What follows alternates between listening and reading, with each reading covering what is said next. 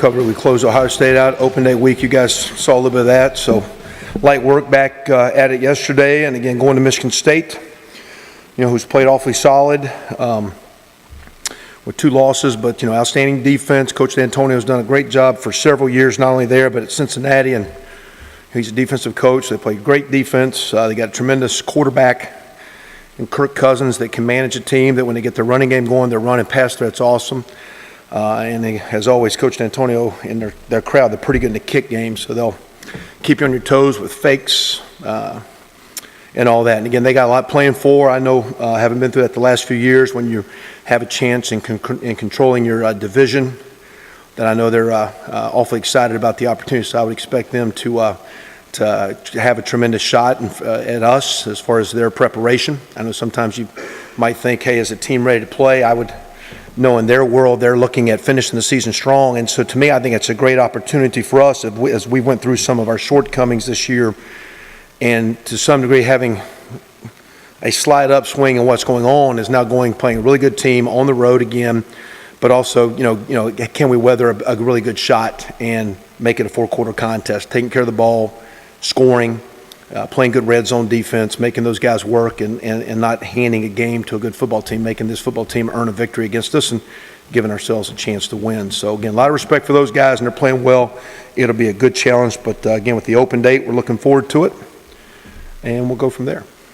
With the team being so young, is it a team that could benefit from 2 weeks of preparation for one team, or did we bother? Not a great deal. No, we did a little bit of work saying, it gave us time as coaches to do some prep work. We didn't necessarily over prep as much as with the young guys, get some guys healthy, but at the same time find balance. We need to get some guys better, even late in the year with a young team and a team not playing good. So there was a little bit of emphasis on some fundamental work, whether it just be some fundamental one-on-one blocking, tackling, some fundamental things in kick game and coverage lanes, protection, whatnot. So it wasn't like, hey, we're committing everything 2 weeks for one opponent, or I guess to some degree there was a little of that, but I think we're a little hopefully fresher. I'd like to think hopefully we're, from the nicked up side, maybe a little bit more healthy as we go into it. And we, in a coaching change and with as many young guys that are contributing, it was a little bit of emphasis on the fundamental play and not minimizing that and taking that for granted, because we need to be a lot better in a lot of phases, but it all starts with some fundamentals. So we were working stance and meshes and depths of routes and throwing the ball on time and getting off blocks and tackling, creating turnovers, etc. So there's a lot of fundamental work.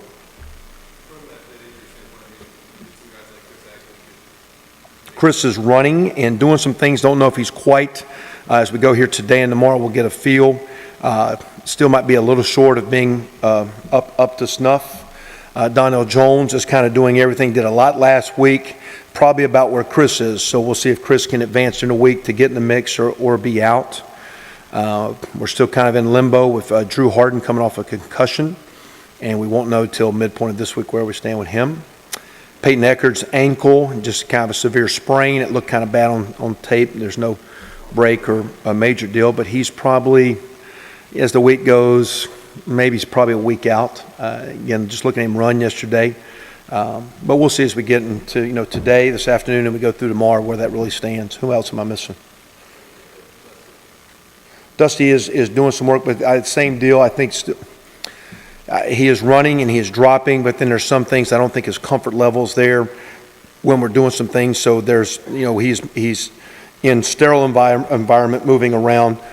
I don't know, as of yesterday, he had not done any full-out team deals where all of a sudden if something breaks down, you've got to scramble. If we're in Skelly and it's sterile and he's doing a drop and throwing a ball, or one-on-one doing a drop, throwing a ball, he's moving, doing those works, and doesn't look overly limited, but I don't know if the confidence and the strength is there for full team quite yet.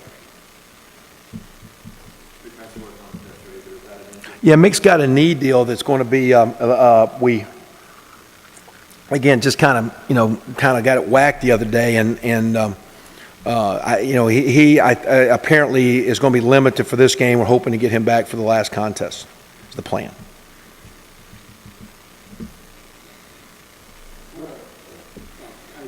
About Michigan State, when you have a team that's kind of rolling like they have been,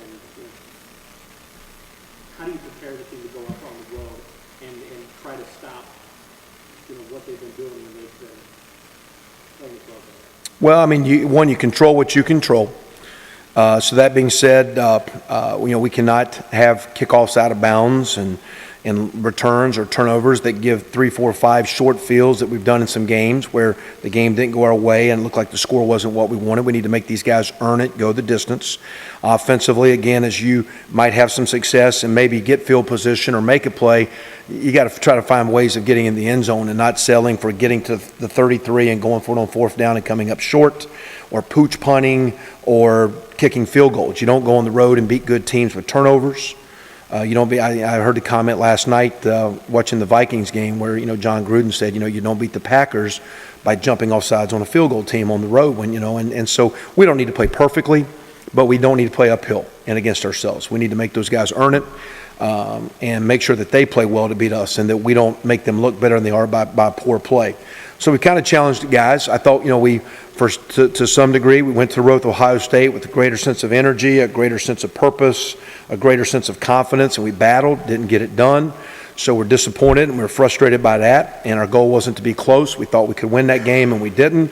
Our goal this week in going to Michigan State is to put a plan together we think will give us a chance to win.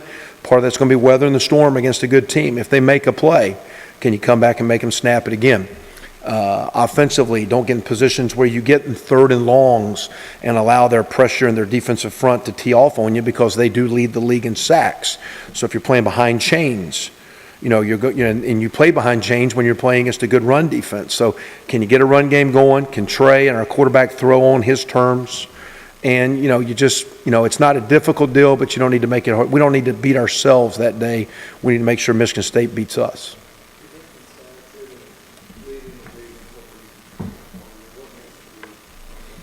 Good up front, active, tough. Coach Narduzzi, and of course Coach D'Antonio's a defensive guy, but Pat was at Miami of Ohio, actually coached receivers in 90 and 91, was a GA, and coached our receivers in 92, I think it was, 92 and 3 before he moved on in his coaching career and been on the defensive side. But there's a lot of similarities in the defense that Terry used to coach and Tim Karras coached at Miami of Ohio, where it's a very stubborn 4-3. Where backers and safeties are put in positions where it's hard to block. And that being said, they're playing some corners that play challenge, not true man-to-man, but kind of locking you up a little bit. So the one-on-one pass play is competitive with corners. So 2 corners that don't give you easy throws, and then 7, 8, 9 guys cheating to play the run, to make you play uphill to play. So the run defense starts with an active, very good defensive front, but just also backers and safeties that understand how to cheat the game and show up and be the unblocked guy and make it hard to get you. It's hard to get 2nd and 5 because they're going to have enough hats there and make it 2nd 8 and 2nd 9 a lot. Some of the guys talked about playing for trophies and how that's kind of an extra motivator to have something to play for. Is that something that you guys are pushing with the grass platoon and then the old open bucket? Well, you got that, and that's nice. But to me, I kind of hit with them yesterday. They need to play for themselves, and we've kind of got, I think, a pretty good environment going with practice in our locker room right now, and that the heart and the desire that they have for each other needs to kind of come out. And internally, I think we're creating some. It hadn't happened in Saturday results, but there's some positive energy that I think our players are creating. I think they're starting to create some good things, but that needs to transfer into not just an individual performance, or it needs to transfer into a team win. And that being said, you got to win as a team. We need to, offensively, we can't turn the ball over as we've done in some games with the short field. We can't kick it out of bounds, give our defense short field. When our defense does, and because they will make plays. They have, a couple good running backs. The quarterback's one of the best, if not as good as there is in our league. They'll get you one-on-one, make their pass checks. So if a guy makes a pass play, it's fine. Let's get him on the ground, make him then do it again, make them earn their plays. So to me, we've addressed that. But at the same time, if you're a senior walking out of here, you don't see that trophy anymore. That's memory. But the real memory is you're playing for each other. And I think internally, we've kind of got ourselves positioned inside where we got some good vibes going on, that we're trying to get those guys to learn how to play for each other and playing from the heart a little bit.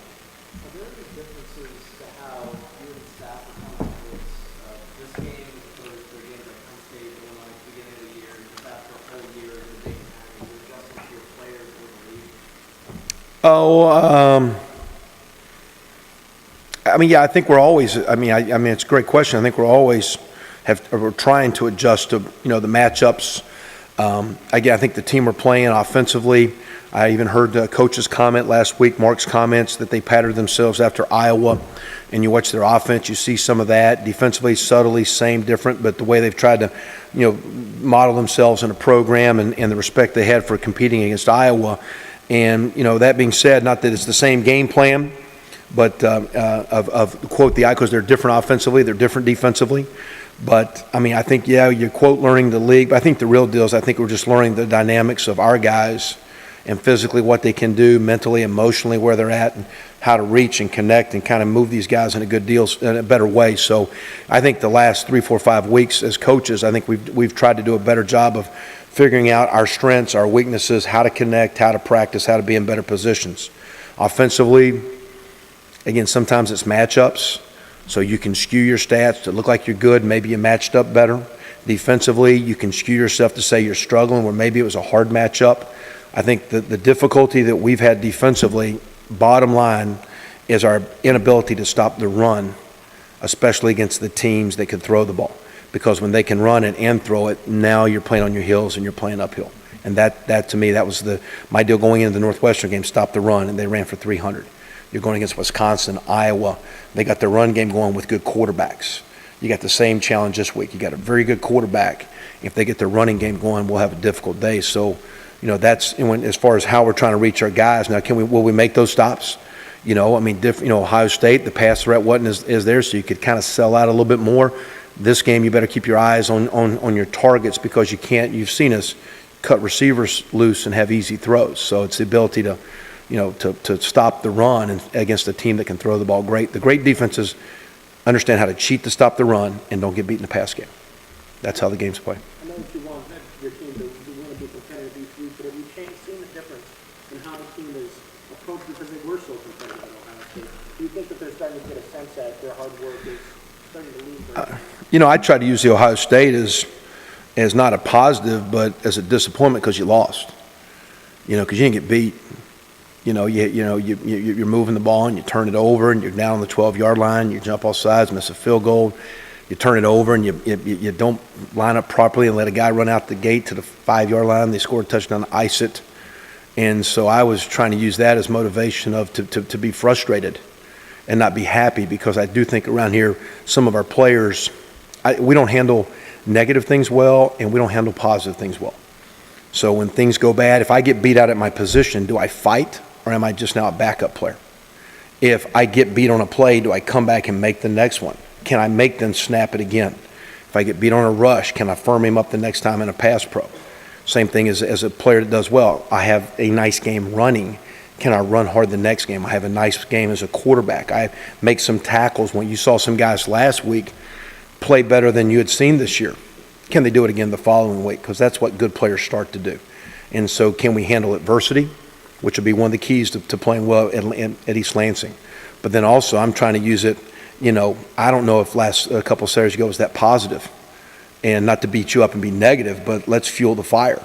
Our goal is not to be close. And we let that one get away, and let's learn from that and take it personal and take some ownership of that as coaches and players. And let's find ways to keep connecting and move forward. And that's how we've tried to approach that one. Anything else?